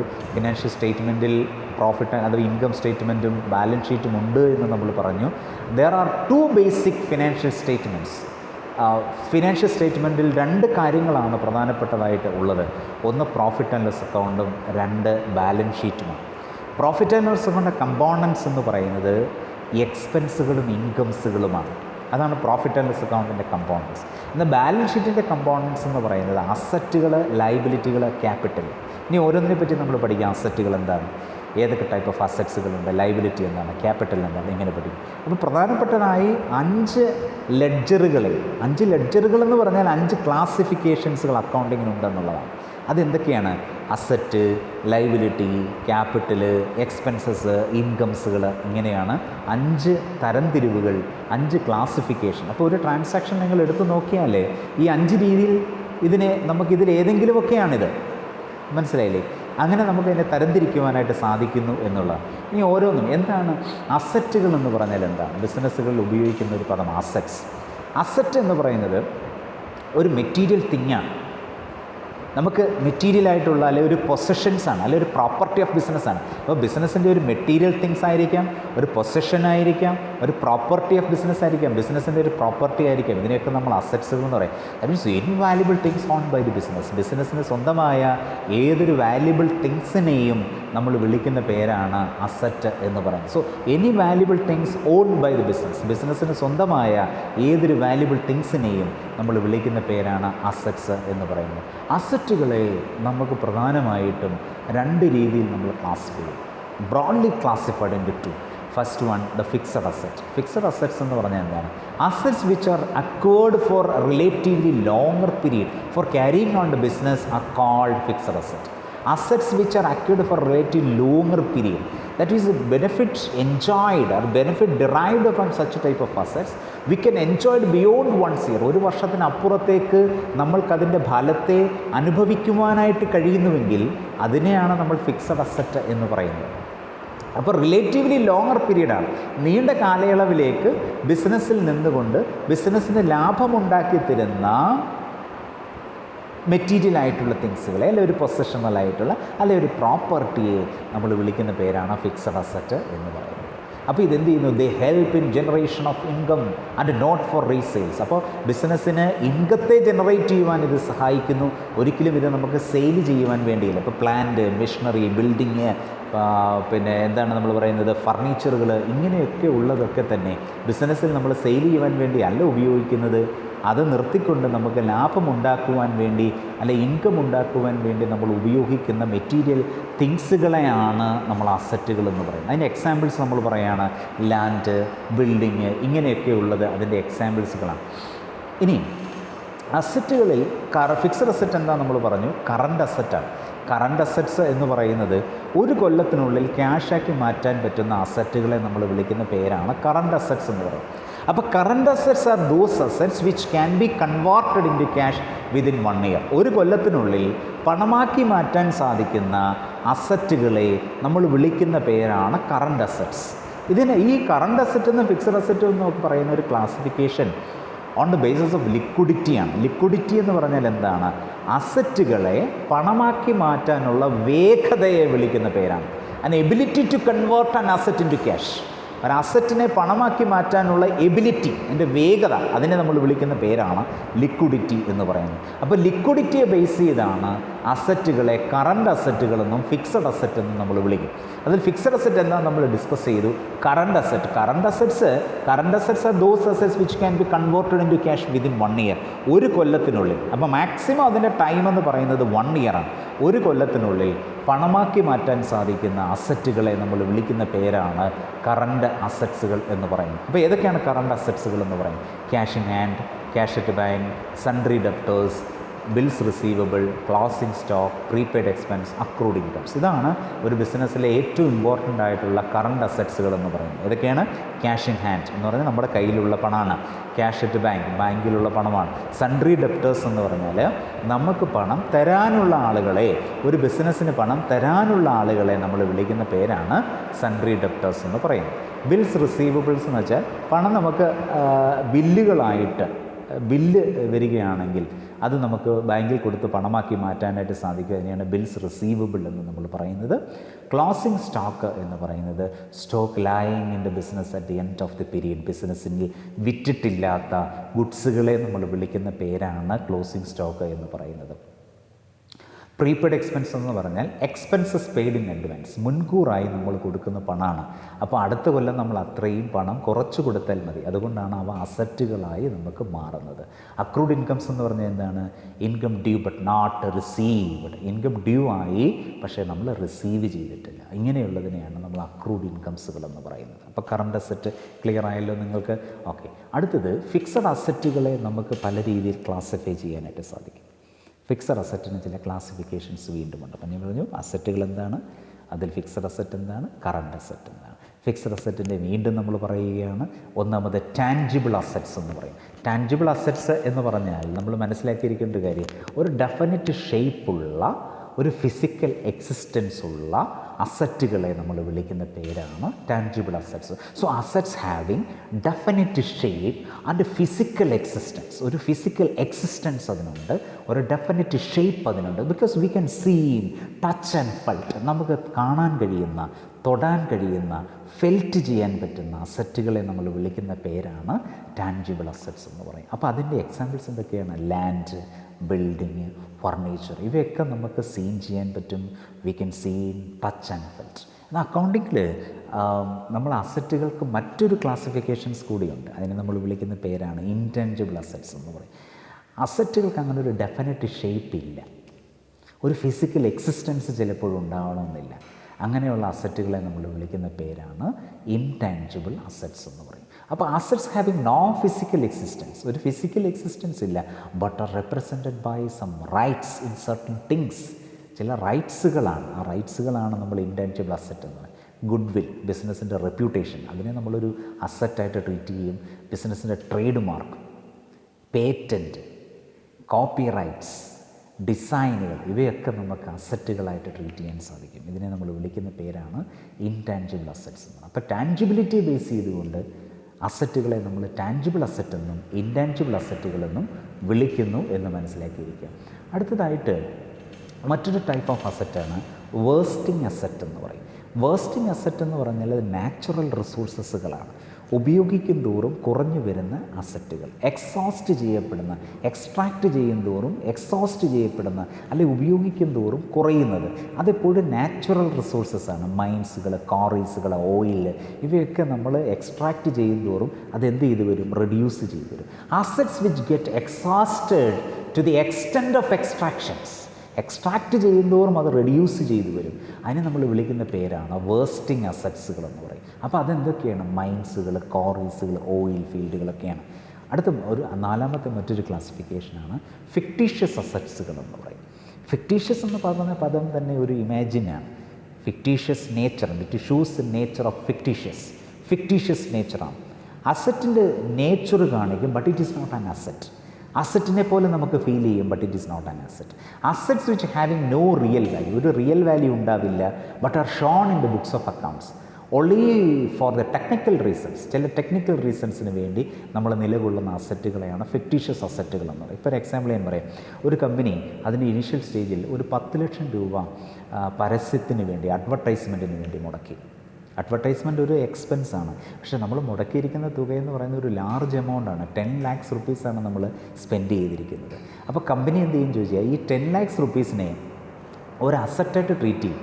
അസറ്റായിട്ട് ട്രീറ്റ് ചെയ്തിട്ട് അടുത്ത 7 വർഷം കൊണ്ടോ അല്ലെ 10 വർഷം കൊണ്ടോ മാത്രമേ ആ വാല്യൂവിനെ നമ്മൾ റെഡ്യൂസ് ചെയ്ത് കളയുന്നുള്ളൂ. ആ 10 ലക്ഷത്തിൽ ഓരോ വർഷം 1 ലക്ഷം രൂപ വെച്ച് നമ്മൾ എക്സ്പെൻസായി റൈറ്റ് ഓഫ് ചെയ്ത് കളയും. ആദ്യത്തെ വർഷം 9 ലക്ഷം രൂപ കാണിക്കും, അടുത്ത വർഷം വീണ്ടും 1 ലക്ഷം രൂപ മാറ്റും, അതിനടുത്ത വർഷം 8 ലക്ഷം രൂപ കാണിക്കും. അങ്ങനെ 10 വർഷമാവുമ്പോൾ ഈ വാല്യൂവിനെ അവർ 0 ആക്കി മാറ്റും. അപ്പോൾ ഇങ്ങനൊരു അസറ്റ് ടെക്നിക്കലായിട്ടുണ്ടാവും, പക്ഷേ it is not an actually, ഇത് വിറ്റാൽ നമുക്കൊന്നും കിട്ടില്ല. ഇങ്ങനെയുള്ള അസറ്റുകളെ നമ്മൾ വിളിക്കുന്ന പേരാണ് ഫിക്റ്റീഷ്യസ് അസറ്റ്സ്. അപ്പോൾ അങ്ങനെയുള്ള അസറ്റുകൾ ഏതൊക്കെയാണെന്ന് ചോദിച്ചാൽ, അഡ്വർടൈസ്മെൻറ്റ് സസ്പെൻസ് അക്കൗണ്ട്, ഇപ്പോൾ ഞാൻ പറഞ്ഞ എക്സാമ്പിളാണ് അഡ്വർടൈസ്മെൻറ്റ് സസ്പെൻസ് അക്കൗണ്ട്. രണ്ടാമത് നമ്മൾ വിളിക്കുന്ന പേരാണ് profit and loss account debit balance. Profit and loss account debit balance എന്താണെന്ന് ചോദിച്ചാൽ, നമുക്കറിയാം ഏതൊരു ബിസിനസ്സും അതിൻ്റെ ആരംഭ കാലഘട്ടങ്ങളിൽ ലാഭകരമല്ല. ചിലപ്പം 2 വർഷമോ അല്ലെങ്കിൽ 3 വർഷമോ ചിലപ്പോൾ 4 വർഷമോ ഒക്കെ കഴിഞ്ഞായിരിക്കാം അത് ലാഭത്തിലേക്ക് പോകുന്നത്. അപ്പോൾ ആദ്യ കാലയളവിൽ ബിസിനസ് ഉണ്ടാക്കിയിരിക്കുന്ന നഷ്ടത്തെ ഒരു അസറ്റായിട്ട് ട്രീറ്റ് ചെയ്യും. കാരണം ബിസിനസ് സക്സസ് ആവാൻ വേണ്ടി ഉണ്ടായിട്ടുള്ള നഷ്ടമാണ്. ഇതിനെ ഒരു അസറ്റായിട്ട് ട്രീറ്റ് ചെയ്തിട്ട് തുടർന്ന് വരുന്ന ലാഭത്തിൽ നിന്ന് അതിനെ റൈറ്റ് ഓഫ് ചെയ്ത് കളയും. അതിനെയാണ് profit and loss account, debit balance എന്ന് പറയുന്നത്. മറ്റൊന്നാണ് പ്രിലിമിനറി എക്സ്പെൻസസ്. പ്രിലിമിനറി എക്സ്പെൻസ് എന്ന് പറഞ്ഞാൽ ബിസിനസ്സിൻ്റെ ആരംഭ കാലഘട്ടത്തിലുണ്ടാകുന്ന എക്സ്പെൻസുകളെ നമ്മൾ വിളിക്കുന്ന പേരാണ് പ്രിലിമിനറി എക്സ്പെൻസസ് എന്ന് പറയുന്നത്. ഇത് ഒരു പ്രാവശ്യം മാത്രമേ ബിസിനസ്സിന് ഉണ്ടാകുന്നുള്ളൂ. അതിനെയും ബിസിനസ് ഒരു അസറ്റായിട്ട് ട്രീറ്റ് ചെയ്തിട്ട് തുടർന്ന് വരുന്ന വർഷങ്ങളിൽ നിന്ന് അതിനെ റൈറ്റ് ഓഫ് ചെയ്ത് കളയും. ഇതാണ് പ്രിലിമിനറി എക്സ്പെൻസസ് എന്ന് പറയുന്നത്. ഇതേപോലെ തന്നെ കമ്പനികൾക്കുള്ള മറ്റൊരു ഫിക്റ്റീഷ്യസ് അസറ്റാണ് discount on issue of shares and debentures എന്ന് പറയും. ഷെയറുകളോ അല്ലെങ്കിൽ ഡിബഞ്ചറുകളോ ഇഷ്യൂ ചെയ്യുമ്പോൾ ഉണ്ടാകുന്ന ഡിസ്കൗണ്ടിന് ഇഷ്യൂ ചെയ്യുക. അപ്പോൾ ബിസിനസ്സിന് അത് ലോസാണ്. ആ ലോസിനെ കമ്പനി ഒരു അസറ്റായിട്ട് ട്രീറ്റ് ചെയ്ത് തുടർന്ന് വരുന്ന വർഷങ്ങളിൽ നിന്ന് റൈറ്റ് ഓഫ് ചെയ്ത് കളയും. That is fictitious asset. So what is fictitious assets?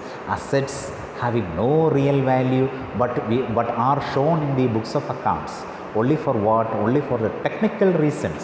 That is known as fictitious assets. What are the examples of fictitious assets? Advertisement suspense account, preliminary expenses, profit and loss account, debit balance, discount on issue of shares and debentures. Okay. ഇനി current asset നമ്മൾ already discuss ചെയ്തിട്ടുള്ളതാണ്. Liabilities എന്ന് പറയുന്നത് ബിസിനസ്സിനുണ്ടാകുന്ന ബാധ്യതകളെ നമ്മൾ വിളിക്കുന്ന പേരാണ് liabilities എന്ന് പറയുന്നത്. ഇനി ഒബ്ലിഗേഷൻസ് ഓഫ് ദി ബിസിനസ്സിനുണ്ടാകുന്ന ഒബ്ലിഗേഷൻസ്, ബാധ്യത. ഇപ്പം നമ്മൾ ഇതുവരെ നമ്മൾ പഠിച്ച അസറ്റുകളെ പറ്റിയും ഇനി നമ്മൾ പറയാൻ പോകുന്ന ലൈബിലിറ്റിയെ പറ്റിയും. These denotes the amount which a business owes to others either for money borrowed or goods for goods and assets purchased on credit or for services rendered. അസറ്റുകൾ അല്ലെങ്കിൽ ഗുഡ്സുകൾ വാങ്ങുകയോ വിൽക്കുകയോ ചെയ്തതിലൂടെയോ സർവീസസുകൾ കൊടുത്തതിലൂടെയോ എന്തെങ്കിലും ബാധ്യതകൾ ഉണ്ടായിട്ടുണ്ടെങ്കിൽ ഇനി ഒബ്ലിഗേഷൻസ് ഓഫ് ദി ബിസിനസ്സിനുണ്ടാകുന്ന ഒബ്ലിഗേഷൻസുകളെ നമ്മൾ വിളിക്കുന്ന പേരാണ് ലൈബിലിറ്റീസ് എന്ന് പറയുന്നത്. അപ്പോൾ ഈ ലൈബിലിറ്റീസിനെ പ്രധാനമായും 2 രീതിയിൽ നമുക്ക് തരംതിരിക്കാൻ പറ്റും. അതിലൊന്ന് കറണ്ട് ലൈബിലിറ്റീസ് എന്ന് പറയും. കറണ്ട് ലൈബിലിറ്റീസ് എന്നും അത് നമുക്ക് ഡിസ്കസ് ചെയ്യാം. കറണ്ട് ലൈബിലിറ്റീസ് എന്ന് പറഞ്ഞാൽ സിമ്പിളി ഇത്രയേ ഉള്ളൂ, ഒരു കൊല്ലത്തിനുള്ളിൽ കൊടുത്തു തീർക്കപ്പെടേണ്ട ബാധ്യതകളെ നമ്മൾ വിളിക്കുന്ന പേരാണ് കറണ്ട് ലൈബിലിറ്റീസ്. അതിനപ്പുറത്തേക്കുള്ളതിനെ നമ്മൾ വിളിക്കുന്ന പേരാണ് ഫിക്സഡ് അഥവാ ലോങ് ടേം ലൈബിലിറ്റീസ് എന്ന് പറയും. ഓക്കെ, എന്താണ് current liabilities? These are liabilities which become due and pay within a short time. ഒരു ചുരുങ്ങിയ കാലയളവിൽ, സാധാരണയായിട്ട് 1 or less, ഒരു വർഷത്തിനുള്ളിൽ കൊടുത്തു തീർക്കപ്പെടുന്ന. Current liabilities are those liabilities which should be paid within 1 year. ഒരു കൊല്ലത്തിനുള്ളിൽ കൊടുത്തു തീർക്കപ്പെടേണ്ട ബാധ്യതകളെ നമ്മൾ വിളിക്കുന്ന പേരാണ് കറണ്ട് ലൈബിലിറ്റീസ് എന്ന് പറയുന്നത്. അതിൻ്റെ എക്സാമ്പിൾസ് എന്തൊക്കെയാണ്? Creditors, bills payable, outstanding expenses, ഇവയൊക്കെ എന്താണെന്ന് നമുക്ക് പറയാൻ പറ്റും? കറണ്ട് ലൈബിലിറ്റീസുകളാണ്. ഏതൊക്കെയാണ്? Creditors, bills payable, outstanding expense, ഇവയൊക്കെ എന്താണ്? കറണ്ട് ലൈബിലിറ്റീസുകൾ. അപ്പോൾ ക്രെഡിറ്റേഴ്സ് എന്ന് പറയുമ്പോൾ മനസ്സിലാക്കിയിരിക്കണം, നമ്മൾ പൈസ കൊടുക്കാനുള്ളവരെയാണ്. നമ്മൾ ക്രെഡിറ്റ് പർച്ചേസിലൂടെ നമ്മൾ സാധനം കൊടുക്കാനുള്ളവരെയാണ് ക്രെഡിറ്റേഴ്സ് എന്ന് പറയുന്നത്. ബില്ലുകൾ കൊടുത്താൽ ആ ബില്ലുകൾ നമ്മൾ എന്ത് ചെയ്യണം? അതിൻ്റെ പേയ്മെൻറ്റുകൾ നടത്തണം. മനസ്സിലായി? അതിന് ബിൽസ് പേയബിൾ എന്ന് പറയും. ഔട്ട്സ്റ്റാൻഡിങ് എക്സ്പെൻസ് എന്ന് പറഞ്ഞാൽ എന്താ? Expense due but not paid. Expense due ആയി, പക്ഷേ നമ്മൾ എന്ത് ചെയ്തിട്ടില്ല? പേ ചെയ്തിട്ടില്ല. അതിനെയാണ് ഔട്ട്സ്റ്റാൻഡിങ് എക്സ്പെൻസ് എന്ന് പറയുന്നത്. അടുത്തത് fixed or long term liabilities ആണ്. അപ്പോൾ liabilities which are payable after A long period. അതിൻ്റെ നോർമൽ നമ്മൾ പറയുകയാണെങ്കിൽ യൂഷ്വലി 1 year, ഒരു വർഷത്തിനപ്പോൾ കഴിഞ്ഞതിന് ശേഷം കൊടുക്കേണ്ട ചില ബാധ്യതകൾ, അതിനെ നമ്മൾ വിളിക്കുന്ന പേരാണ് ലോങ് ടേം ലൈബിലിറ്റീസ്. ആ termed as fixed or A long term liabilities. അതിനെ നമ്മൾ ലോങ് ടേം ലൈബിലിറ്റീസ് എന്നോ അല്ലെങ്കിൽ ടേം ഫിക്സഡ് ലൈബിലിറ്റീസ് എന്നോ ഒക്കെ നമുക്ക് പറയാം. അത് ഡിബഞ്ചറുകൾ, കടപ്പത്രങ്ങളെന്ന് പറയും. നമ്മൾ 5 വർഷത്തേക്കോ അല്ല 10 വർഷത്തേക്കോ പണം കടം വാങ്ങിച്ചിട്ട് അതിന് കൊടുക്കുന്ന ഒരു അക്നോളജ്മെൻറ്റാണ്. ഒരു കമ്പനി അല്ലെങ്കിൽ ഒരു ബിസിനസ് കൊടുക്കുന്ന അക്നോളജ്മെൻറ്റാണ് ഡിബഞ്ചേഴ്സ് എന്ന് പറയുന്നത്. ലോങ് ടേം ലോൺസുകൾ, ഇവയൊക്കെ ലോങ് ടേം ലൈബിലിറ്റീസിൻ്റെ കൂട്ടത്തിൽ വരുന്നു എന്നുള്ളതാണ്. ക്യാപിറ്റൽ, ബിസിനസ്സിൽ എപ്പോഴും നമ്മൾ ഉപയോഗിക്കുന്ന ഒരു പദമാണ് ക്യാപിറ്റൽ എന്ന് പറയുന്നത്. ക്യാപിറ്റൽ എന്ന് പറയുന്നത് capital refers to the money or monies worth. പണമോ പണത്തിന് തുല്യമായ ഒരു വರ್ತോ invested by the owners in to business. ഒരു ബിസിനസ്സിൽ ഇൻവെസ്റ്റ് ചെയ്യുന്ന, അതിൻ്റെ ഓണർ ഇൻവെസ്റ്റ് ചെയ്യുന്ന പണമോ പണത്തിന് തുല്യമായി, ഇപ്പോൾ ഫർണിച്ചർ കൊണ്ടുവരാം, ലാൻഡ് കൊണ്ടുവരാം, ബിൽഡിംഗ് കൊണ്ടുവരാം, എന്ത് തന്നെ ഒരു പ്രൊപ്രൈറ്റർ കൊണ്ടുവന്നാലും പ്രൊപ്രൈറ്റർ ബിസിനസ്സിലേക്ക് ഇൻവെസ്റ്റ് ചെയ്യുന്ന തുകയോ തുകയ്ക്ക് തുല്യമായ എന്തിനേയുമോ നമ്മൾ വിളിക്കുന്ന പേരാണ് ക്യാപിറ്റൽ എന്ന് പറയുന്നത്. In running business, capital or net worth or a net asset refers to the excess of assets over life. ഇനി പല പേരുകളിൽ ക്യാപിറ്റലിനെ നമ്മൾ അറിയപ്പെടും. അതിങ്ങനെയാണ്: നെറ്റ് വർത്ത് എന്ന് പറയുന്നതും ക്യാപിറ്റലിന് തുല്യമാണ്, നെറ്റ് അസറ്റ് എന്ന് പറയുന്നതും ക്യാപിറ്റലിന് തുല്യമാണ്. അപ്പോൾ അസറ്റ് മൈനസ് ലൈബിലിറ്റി, അതാണ് ക്യാപിറ്റൽ എന്ന് പറയുന്നത്. അപ്പോൾ ഇപ്പോൾ നമ്മൾ ഈ പറയുന്നത് തമ്മിലൊരു റിലേഷൻഷിപ്പുണ്ട്. ആദ്യത്തെ 3 കാര്യങ്ങൾ, 3 ലെഡ്ജറുകൾ തമ്മിലൊരു റിലേഷൻഷിപ്പുണ്ട്. ഏതാണ് ഈ 3 ലെഡ്ജറുകൾ? Asset, liability, capital. ഇത് 3 തമ്മിലുള്ള റിലേഷൻഷിപ്പിനെ നമ്മൾ വിളിക്കുന്ന പേരാണ് അക്കൗണ്ടിങ് ഇക്വേഷൻ എന്ന് പറയും. അക്കൗണ്ടിങ് ഇക്വേഷൻ എന്ന് പറഞ്ഞാൽ ഇത്രയേ ഉള്ളൂ: asset is equal to liability plus capital. എന്താ? Asset is equal to liability plus capital. അപ്പോൾ അസറ്റ് എന്ന് പറയുന്നത് ലൈബിലിറ്റിയും ക്യാപിറ്റലും കൂടെ കൂട്ടുന്നതിന് തുല്യമാണ്. അപ്പോൾ ലൈബിലിറ്റി എന്ന് പറയുന്നത് എന്താണ്? അസറ്റിൽ നിന്ന് ക്യാപിറ്റൽ കുറയ്ക്കുന്നതാണ്. ക്യാപിറ്റൽ എന്ന് പറയുന്നത് എന്താണ്? അസറ്റും ലൈബിലിറ്റിയും തമ്മിലുള്ള ഡിഫറൻസാണ്. അതാണ് നമ്മൾ പറയുന്നത് net assets refers to the excess of asset over liabilities എന്ന് പറയും. പിടികിട്ടിയ പറഞ്ഞത്? ഇതിനെ ഓണേഴ്സ് ഇക്വിറ്റി എന്നൊരു പദം കൂടെ നമ്മൾ ഉപയോഗിക്കാറുണ്ട്. ക്യാപിറ്റലിന് കമ്പനികൾ സാധാരണയായിട്ട് ഉപയോഗിക്കുന്ന ഒരു ടേമാണ് ഓണേഴ്സ് ഇക്വിറ്റി എന്ന് പറയുന്നത്. ഡ്രോയിങ്സ് എന്ന് പറയുന്നത് എന്താണ്? ഡ്രോയിങ്സ് എന്ന് പറയുന്നൊരു പദം നമ്മൾ അക്കൗണ്ടിങ്ങിൽ പലപ്പോഴും ഉപയോഗിക്കുന്നൊരു പദമാണ്. ഡ്രോയിങ്സ് എന്ന് പറഞ്ഞാൽ amount of cash or other assets withdrawn by the owners for his personal purpose. ഒരു ബിസിനസ്സിൽ നിന്ന് സ്വന്തം ആവശ്യത്തിന് വേണ്ടി പണം വിഡ്രോ ചെയ്താൽ അത് ഗുഡ്സ് ആവാം, അല്ലെങ്കിൽ ക്യാഷ് ആവാം, എന്തു തന്നെ ആയാലും പേഴ്സണൽ പർപ്പസിന് വേണ്ടി പ്രൊപ്പറൈറ്റേഴ്സ് വിഡ്രോ ചെയ്താൽ അതിനെ നമ്മൾ വിളിക്കുന്ന പേരാണ്, ഉപയോഗിക്കുന്ന പദമാണ് ഡ്രോയിങ്സ് എന്ന് പറയുന്നത്. അടുത്ത റവന്യൂ. റവന്യൂ എന്ന് പറയുന്നത് represented the amount the business earns by selling its products or providing services to the customers. ഈ റവന്യൂവിന് ഒരു പ്രത്യേകതയുണ്ട്. ഒരു ബിസിനസ്സിൻ്റെ നോർമൽ ആക്ടിവിറ്റിയിലൂടെ ബിസിനസ് കണ്ടെത്തുന്ന പണത്തെ നമ്മൾ വിളിക്കുന്ന പേരാണ് റവന്യൂ എന്ന് പറയുന്നത്. മനസ്സിലായല്ലോ? അപ്പോൾ റവന്യൂ എന്ന് പറയുന്നത് represented the amount the business earns by selling its പ്രോഡക്റ്റുകൾ സെയിൽ ചെയ്യുന്നതിലൂടെയോ സർവീസസുകൾ പ്രൊവൈഡ് ചെയ്യുന്നതിലൂടെയോ ഉണ്ടാക്കിയെടുക്കുന്ന എമൗണ്ടാണ്. അപ്പോൾ ഒരു ബിസിനസ്സിൻ്റെ നോർമൽ ആക്ടിവിറ്റിയിൽ നിന്ന് ബിസിനസ് ഉണ്ടാക്കുന്ന ഇൻകത്തെയാണ് നമ്മൾ റവന്യൂ എന്ന് പറയുന്നത്. ഇൻകം വരുമ്പോൾ അത് നോർമലോ അല്ലെ നോർമൽ അല്ലാത്ത ആക്ടിവിറ്റിയോ ഒക്കെ വരാം. പക്ഷേ റവന്യൂവിൽ നമ്മൾ സാധാരണ ഉപയോഗിക്കുന്നത് അതിൻ്റെ റെക്കറിങ് നേച്ചറിൽ, നമുക്ക് പിന്നെയും കിട്ടുന്ന നേച്ചറിൽ ഒരു നോർമൽ ആക്ടിവിറ്റിയിൽ ബിസിനസ് ഉണ്ടാക്കുന്ന എമൗണ്ടിനെയാണ് അതിൻ്റെ റവന്യൂ എന്ന് നമ്മൾ പറയുന്നത്. അപ്പോൾ ഓരോ ബിസിനസ്സിൻ്റെയും സ്വഭാവം അനുസരിച്ച് റവന്യൂ വ്യത്യസ്തമായിരിക്കും. ഇപ്പോൾ ഒരു സ്കൂളിനെ സംബന്ധിച്ച് അല്ലെങ്കിൽ ഒരു കോളേജിനെ സംബന്ധിച്ച് ഫീസ് അതിൻ്റെ റവന്യൂ ആയിരിക്കും. ബാങ്കിനെ സംബന്ധിച്ച് കമ്മീഷൻ ഒരു റവന്യൂ ആയിരിക്കും, ഇൻട്രസ്റ്റ് ഒരു റവന്യൂ ആയിരിക്കും, ഡിവിഡൻഡ് ഒരു റവന്യൂ ആയിരിക്കും. ഇപ്പോൾ റെൻറ്റ് എന്നതിൻ്റെ ബിസിനസ് നടത്തുന്നവരെ സംബന്ധിച്ച് അവർക്കതൊരു റവന്യൂ ആയിരിക്കും. ഇത് സാധാരണയായിട്ട് ഏറ്റവും പ്രധാനപ്പെട്ട റവന്യൂ എന്ന് പറയുന്നത് ഒരു ബിസിനസ്സിനെ സംബന്ധിച്ച് സെയിൽസാണ്. കാരണം ബിസിനസ്സിൻ്റെ നോർമൽ ആക്ടിവിറ്റി എന്ന് പറയുന്നത് സെയിൽസാണ്. അപ്പോൾ സെയിലിലൂടെ ബിസിനസ് ഉണ്ടാക്കുന്ന വരുമാനം, ഇനി ഓരോ ബിസിനസ്സിൻ്റെയും നേച്ചർ അനുസരിച്ച് ബിസിനസ്സിൻ്റെ നോർമൽ ആക്ടിവിറ്റിയിലൂടെ ബിസിനസ് ഉണ്ടാക്കുന്ന വരുമാനത്തെ നമ്മൾ വിളിക്കുന്ന പേരാണ് റവന്യൂ. അടുത്തത് എക്സ്പെൻസാണ്. ബിസിനസ്സിനുണ്ടാകുന്ന ചെലവുകളെ നമ്മൾ വിളിക്കുന്ന പേരാണ് എക്സ്പെൻസ് എന്ന് പറയുന്നത്. The term expense denote the cost incurred by the business in process of earning revenue. Revenue ഉണ്ടാക്കുവാൻ വേണ്ടി, ഇൻകം ഉണ്ടാക്കുവാൻ വേണ്ടി ബിസിനസ് മുടക്കുന്ന തുകകളെയൊക്കെ നമ്മൾ വിളിക്കുന്ന പേരാണ് എക്സ്പെൻസ് എന്ന് പറയുന്നത്. അത് റെൻ്റ് ആവാം, വേജസ് ആവാം, സാലറീസ് ആവാം, എല്ലാം എക്സ്പെൻസ് എന്ന് പറയുന്ന നേച്ചറിലാണ് നമ്മൾ കാണുന്നത്.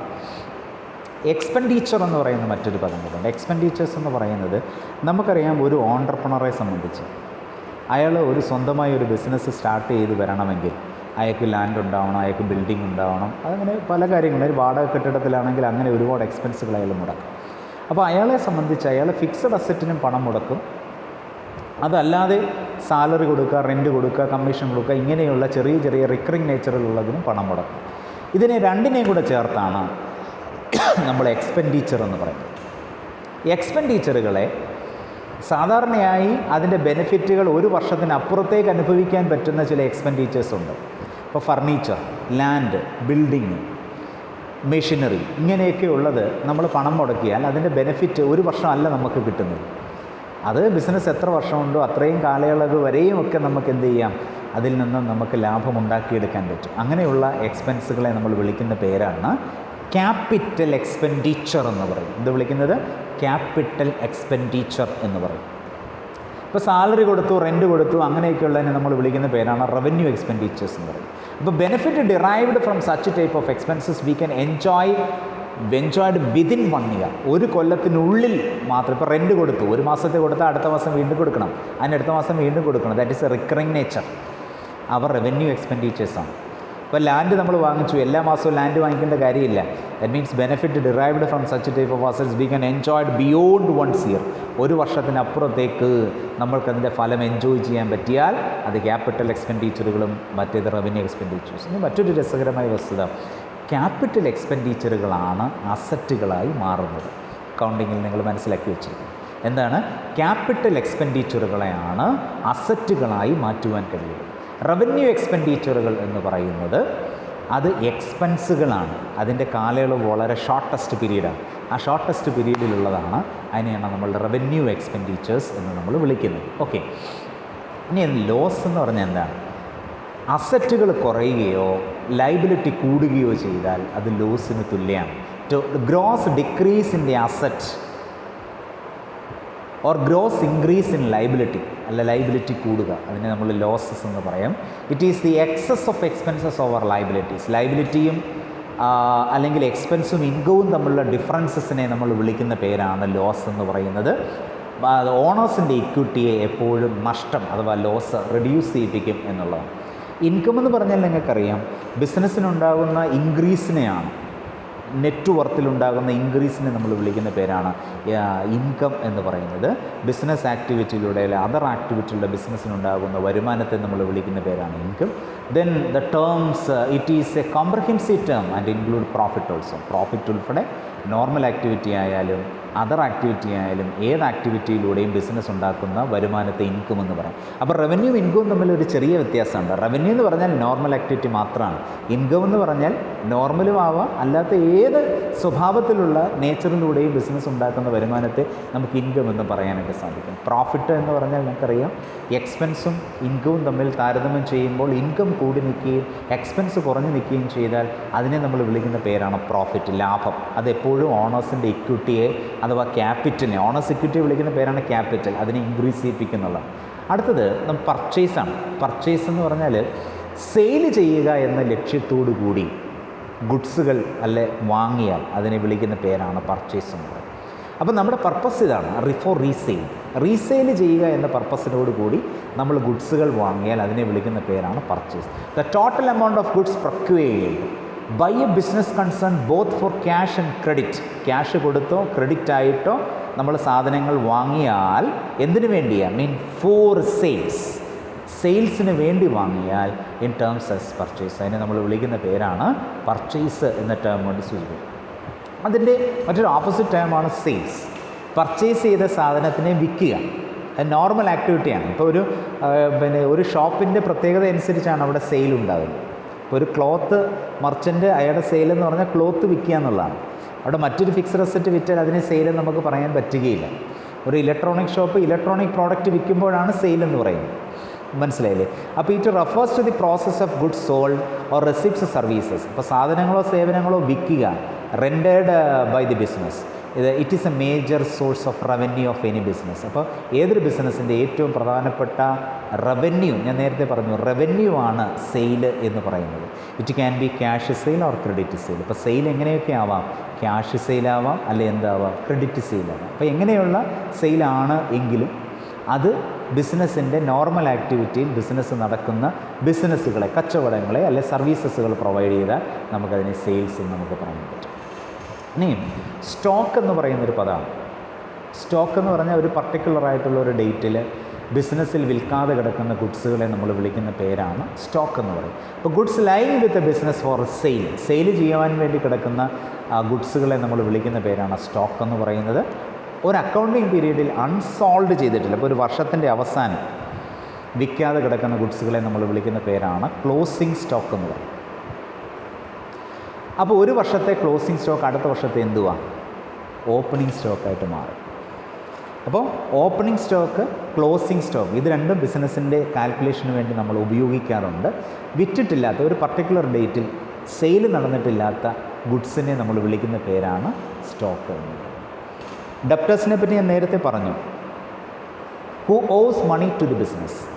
ബിസിനസ്സിന് പണം കടപ്പെട്ടിട്ടുള്ള ആളുകളെ നമ്മൾ വിളിക്കുന്ന പേരാണ് ഡെപ്റ്റേഴ്സ് എന്നത്. പിടികിട്ടിയല്ലോ. A debtors is a person who owes money to the business. എങ്ങനെയാണ്?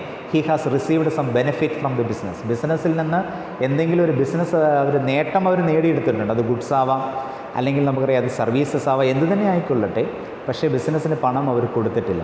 അങ്ങനെയുള്ളവരെ നമ്മൾ വിളിക്കുന്ന പേരാണ് ഡെപ്റ്റേഴ്സ് എന്ന് പറയുന്നത്. ഇനി നമ്മൾ സൺട്രി ഡെപ്റ്റേഴ്സ് അല്ലെങ്കിൽ അക്കൗണ്ടിങ് റിസീവബിൾ എന്ന പദം കൊണ്ടാണ് സാധാരണയായിട്ട് സൂചിപ്പിക്കുന്നത്. ക്രെഡിറ്റേഴ്സ് എന്ന് പറയുന്നത് ഇതിൻ്റെ ഓപ്പോസിറ്റ് കേസാണ്. നമ്മൾ അങ്ങോട്ട് പൈസ കൊടുക്കാനുണ്ടാവുക. ബിസിനസ് മറ്റൊരാൾക്ക് പണം കടപ്പെട്ടിരിക്കുക. A creditor is a person to whom the business owes money as he has given some benefit to the business. Business അങ്ങോട്ട് കടപ്പെട്ടിരുന്നാൽ അതിനെ നമ്മൾ വിളിക്കുന്ന പേരാണ് ക്രെഡിറ്റേഴ്സ്. അതിനെ നമ്മൾ സൺട്രി ക്രെഡിറ്റേഴ്സ് അഥവാ അക്കൗണ്ട് പേയബിൾ എന്നോ സൺട്രി ക്രെഡിറ്റേഴ്സ് എന്നോ. അപ്പം സൺട്രി ക്രെഡിറ്റേഴ്സ് അല്ലെ സൺട്രി ഡെപ്റ്റേഴ്സ് എന്നൊക്കെ പറയുന്നതിന് ഒരാളല്ല ബിസിനസ്സിന് പണം തരാനുള്ളതും ഒരാൾക്കല്ല നമ്മൾ പണം കൊടുക്കാനുള്ളതും, അനേകം ആളുകൾക്കാവാം. അപ്പോൾ ഈ ഒരേ സ്വഭാവമുള്ളവരെ എല്ലാം നമ്മൾ ഒറ്റ നേച്ചറിൽ കൊണ്ടുവരും. അതാണ് സൺട്രി ഡെപ്റ്റർ എന്നും സൺട്രി ക്രെഡിറ്റർ എന്നും ഒക്കെയുള്ള പദം നമ്മൾ ഉപയോഗിക്കുന്നത്. അപ്പോൾ ഇത്രയാണ് നമ്മൾ ഇതിൻ്റെ അകത്ത് ഡിസ്കസ് ചെയ്യുന്ന അക്കൗണ്ടിങ്ങിൻ്റെ ബേസിക് ആയിട്ടുള്ള ടേംസുകളിൽ ഡിസ്കസ് ചെയ്യുന്നത്. അപ്പോൾ ഇന്ന് നമ്മൾ ഡിസ്കസ് ചെയ്ത ടോപ്പിക്സ് എന്ന് പറയുന്നത് അക്കൗണ്ടിങ്ങിൻ്റെ മീനിങ് എന്താണ്, അതിൻ്റെ ഡെഫിനേഷൻ എന്താണ്, അതിൻ്റെ ഫങ്ഷൻ എന്താണ്, അതിൻ്റെ ഓബ്ജക്റ്റീവ് എന്താണ്, അതിൻ്റെ അഡ്വാൻറ്റേജസ് എന്താണ്, അക്കൗണ്ടിങ്ങിൻ്റെ ഡിഫറെൻറ്റ് ടൈപ്സ് ഓഫ് അക്കൗണ്ടിങ് സിസ്റ്റംസുകൾ എന്തൊക്കെയാണ്, അതിൻ്റെ ഇമ്പോർട്ടൻ്റ് ആയിട്ടുള്ള അക്കൗണ്ടിങ്ങിൻ്റെ ടേംസുകൾ എന്തൊക്കെയാണ്. അപ്പോൾ ഇത്രയും കാര്യങ്ങൾ നമ്മളതിൻ്റെ ഇൻട്രൊഡക്ഷനിൽ പഠിക്കുക. അടുത്ത വീഡിയോസുകൾ നിങ്ങൾ കാണണം. ഇതിൻ്റെ കണ്ടിന്യൂവേഷൻസുകളുണ്ട്. അതിൻ്റെ വീഡിയോസുകൾ നിങ്ങൾ കാണണം. അപ്പോൾ ബെസ്റ്റ് വിഷസ്, നല്ലതായിട്ട് പഠിക്കുക. നിങ്ങൾക്ക് എന്തെങ്കിലും ഡൗട്ട്സുകൾ ഈ ഏതെങ്കിലും ടേംസുകൾ നിങ്ങൾക്കുണ്ടെങ്കിൽ നിങ്ങൾ മെസ്സേജുകൾ അയയ്ക്കുക. ഞങ്ങളതിന് എക്സ്പ്ലനേഷൻസുകൾ തരികയാണ്. അപ്പോൾ ബെസ്റ്റ് വിഷസ്, എല്ലാം നല്ലതായിട്ട് വരട്ടെ. Thank you very much.